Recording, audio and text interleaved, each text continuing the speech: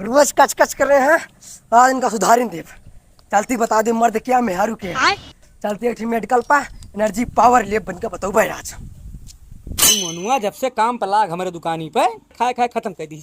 लागत है हमारा दुकानियों टूट गई का। क्या हो दुकानदार भैया? हाँ बताओ भैया। हमारा मेहरुआ मारे यहाँ कच कच कर रहे हैं, दिमाग खराब कर दिया। का भवा कोनो एनर्जी पावर देते हैं, आज उनका रात पिछाड़ दी हम। अच्छा। अरे राजू घबरा ना तू, पिता हमें लगे राम बाण उपाय भाई। अरे भैया मोनू। हाँ ए उठाओ देखा का मांगा था। एक 85 वाला पावर हाउस, एक कुमार नमकीन पकड़ाओ जल्दी। अरे हे यार भैया 10 मीटर अगवा चला जाते वहाँ तुका 70 वाली दबंग और 85 वाली पावर हाउस दोनों मिल जाए यार। अब तक कहना बता भैया न्यूट्रल कहाँ है हमें?